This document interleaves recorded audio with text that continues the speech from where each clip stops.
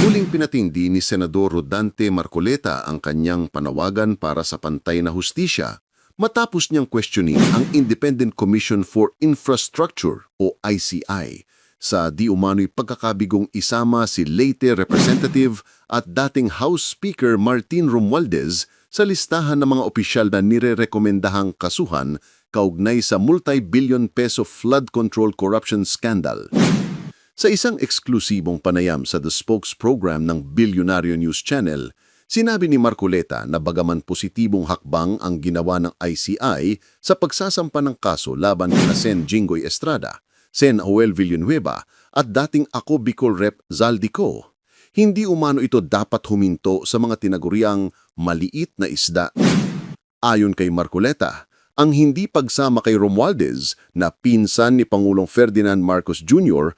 ay nag-iiwan ng malaking buta sa kredibilidad ng ICI. Dapat umano ay ipaliwanag ng komisyon kung bakit tila hindi napapansin ang mga aligasyong direkta itong nasasangkot sa paghahatid ng pera mula sa mga flood control contracts. Partikular na tinukoy ng senador ang sinumpaang salaysay ni retired Marine TS Sergeant Orly Gutesa na nagsabing personal niyang na-deliver ang mga maletang puno ng pera sa tahanan ni Romualdez. Ang naturang pahayag ayon kay Marcoleta ay hindi dapat basta-basta baliwalain. I think so because the guy presented himself before the Senate Blue Ribbon Committee. Correct. He took his oath and then he allowed himself to be interpellated by the entire committee. But let's get back to the allegedly... I was not What aware. is that? Repercussions. No, the notarized, the forged, whatever. Forged document. The signature of the notary public was allegedly forged. Yes. If we can at least waste our precious time discussing this, you will have to believe and assume that Gutesa has the power to go to one office, get the notarial stamp of whoever is notarizing there, secure the dry seal, and then look for the last entry of the book of the notarial register or the registry para makuha mo yung document number, the page number, and the book number, and then sasainan ni Gutesa. Are we able to assume all this, that Gutesa has the capacity to do all this by himself? The other lawyer who also presented the same signature, the same forged signature, was Attorney Romano Macalintan. Yes, at meron din akong nakuha, ganun din. Exactly. Yung signature, very, very close doon sa... So, ako, ang assumption ko dito, like the assumptions of many, if not all, pumunta ka sa isang lugar, let's say, the periphery of Quezon City Hall. Correct. Nandyan naka-line up lahat ang ano. Somebody will go to each one of these. I-present niya yung paper. And then, all the guy would have to do is, bigay niya yung papel, then wait for a while, hanggang sa natataka na lahat yung papeles niya, and then he pays. No one would insist on, let's say, verifying, bago siya umalis, sir, ma'am, can I please ascertain whether you are the one who signed this? Are you the lawyer who signed this document? Yung po bang nagpapanotaryo, had all these things to do bago siya umalis. The notary public in this country has become a cottage industry. Wala naman talagang lawyer doon eh. I have always assumed that somebody, like in the case of Gutesa, was there assigned by that lawyer, whoever she is or he is. Maring hindi siya ang pumirma, but she or he allowed somebody to sign for him or for her. This is happening everywhere.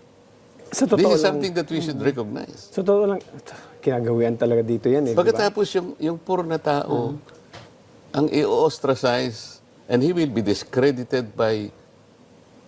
Paano why are we allowing, let's say, ourselves to be swayed into other direction? Gutesa is the most credible witness ever presented in that committee. Why? Gutesa has nothing to gain. Gutesa has everything to lose, including his life, and the safety and the security of his family. But the most important thing, Gutesa was able to connect the dots from Saldico to Martin Romualdez. And that's the reason why there is pressure also now in the Senate to issue an invite to the House to ask former Speaker Martin Romualdez And I to welcome that. appear. So at All least, the while, I've been thinking that that is the most proper thing for the Blue Ribbon Committee to do.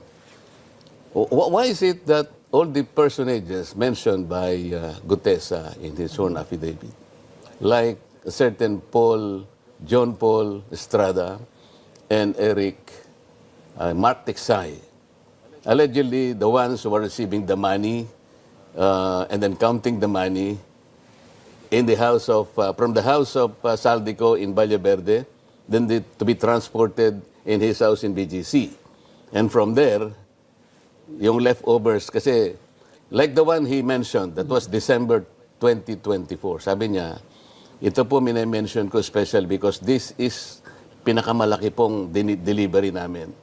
You imagine 46 suitcases. Each suitcase, sabi niya, as an amount of, let's say, 48 million. How did you know 40? Kasi merong label sabi niya, yung post-it. And dadalhin po namin kay Saldico sa unit niya sa BGC. Out of 46, ang ibababa namin 35 at that time.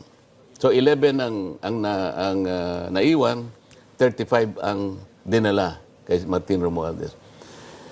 Bakit hindi naman ipatawag si John Paul Estrada? Ba't hindi ipatawag si Mark Texay? These are the ones he personally knew and sila ang nag-receive, sila ang nag-handle, sila ang nagbilang. nakausap niyo na ho ba si Senator Lacson tungkol dyan?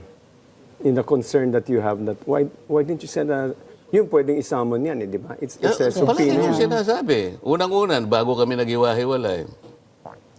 Ba't hindi mo ako patawag si Saldico? Alam mo, sabi, nagtagal ka naman dyan eh. Don't you know the interparliamentary courtesy? He was preaching to the choir. Of course. Sabi ko, are we violating interparliamentary courtesy if we simply invite him? No. I invited Toby Chanko and Correct. I was the chairman. And he appeared. He appeared, and twice he appeared. Ba't ayaw mong tawagin? Ba't ayaw mong tawagin, for example, the initial 17 congressmen mentioned by the Discayas. 17 congressmen. Hindi man lang niya ipatawag kahit isa. And he himself mentioned 67 contractors congressmen. Correct. In your late Hindi, nagpatawag siya. I'm not saying that we should not call the small fries here or charge them. They're all accessories to this crime. Pero wag naman nating pakaiwasan o pagtakpan yung malalaking isda na dapat nating matukoy dito. Senator Marcoleta, it's just something that we mortals don't know how it works around the Senate. Ordinary mortals like us. Sir, You're hindi not. kayo. Ito po, this is my question. The Senate operates as a collegial body. Yes, sir. So you're supposed to be discussing things amongst yourselves. There are two main points that I want to ask. Dito po kay Mr. Gutesa, you presented him right there and there. No? Was there a previous notice to the chair or to the others? Because you're working as a collegial body, did you inform them that I have a surprise witness? I remember that you mentioned it right there and there. Because my understanding of Senate rules, and because it's a collegial body, that you should provide notice to all the members so that they can aptly prepare for the closest case I recall was if it's a very sensitive witness and you just brought him in, you will normally ask for a break, maybe 1 hour, and discuss it among the body, among the Senate Blue Ribbon, and then come back. And by which time, they would have sufficient time to prepare.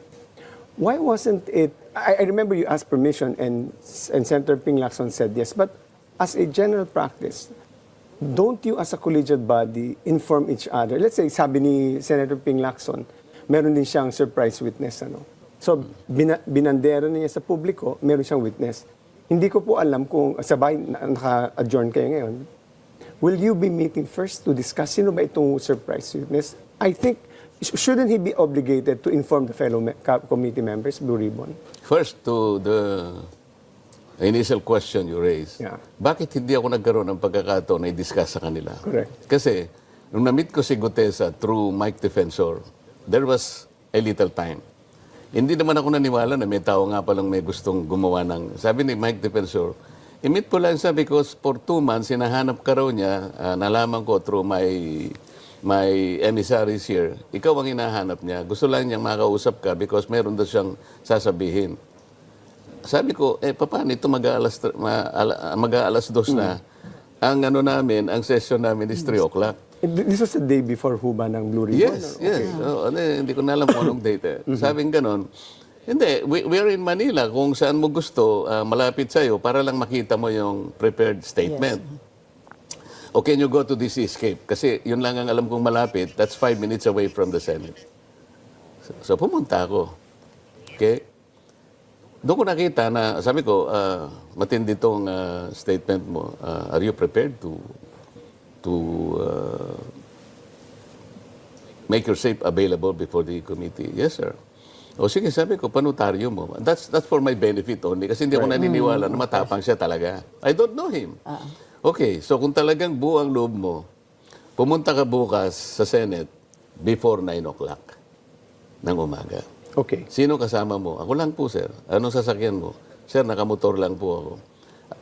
Well, sa una, hindi ako naniniwala na malakas ang loob niya. So, hindi ko na sinabi sa kanila kasi baka ako rin, hindi ako naniniwala na darating siya. Gusto kong maniwala na buong loob niya kung darating siya. That's what happened.